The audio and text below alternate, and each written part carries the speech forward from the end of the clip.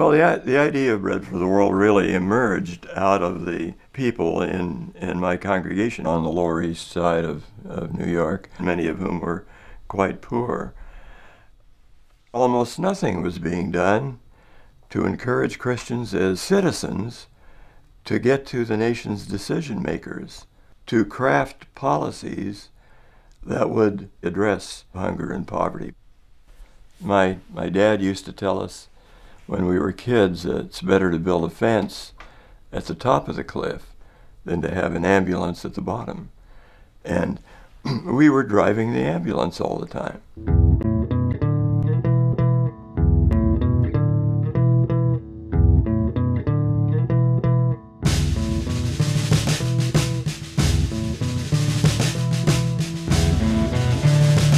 It was only after I got the job, came into Bread, and started learning about what Bread was doing that it really hit me like a ton of bricks, that this was an important place to be, and I could have a unique niche within the organization, and it turned out to be something that I just absolutely have fallen in love with.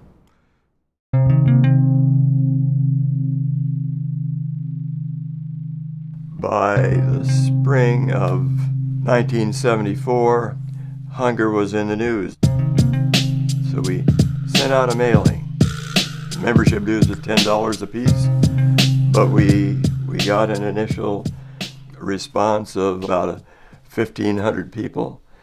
So Bread for the World just began to grow and grow rapidly. I had read about Art and his work, so I called him up. We were both in New York at the time. We met one full day. By the time we finished the conversation, Art said, what would you like to do? We need somebody who will do issues work. We need somebody who will organize. I said, I think I'm an organizer. So I became the first director of organizing.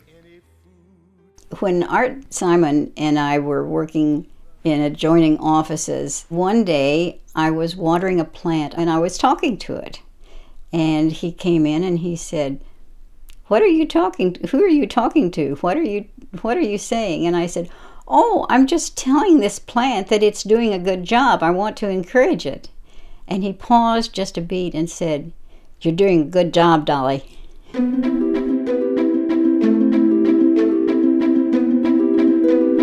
The very first legislation that we helped to craft was a right to food resolution.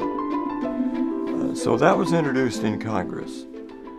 And immediately, nobody paid any attention until the letters started coming in.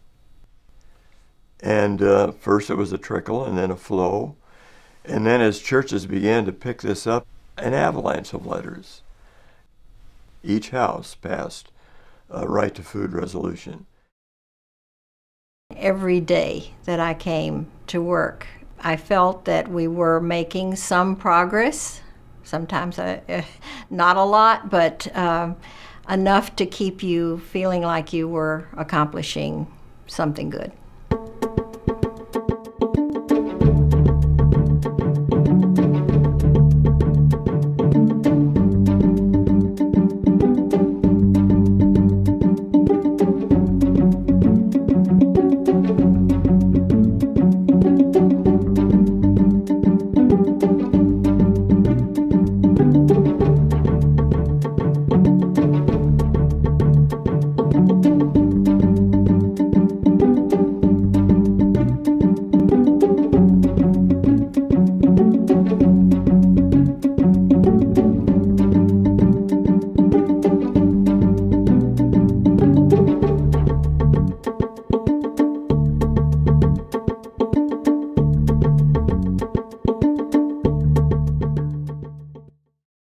Meeting people and going with them to Lobby Day, worshiping with them is very strengthening and empowering. That's the exciting thing about it, and that's why, for me, to see the enthusiasm of people for this work, it becomes very evident to me that this is God's work.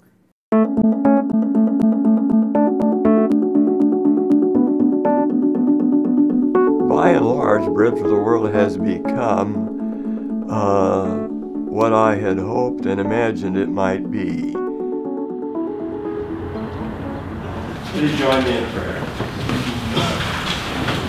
Lord, one of my favorite Bible verses is the Apostle Paul writing, "By grace you've been saved through faith. This is not your own doing, it is the gift of God, not because of works, lest anyone should boast.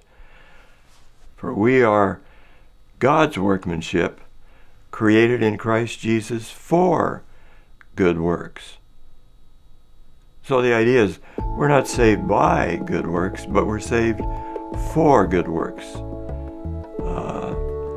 Being saved by Christ has a purpose, and the purpose is that we do good for other people.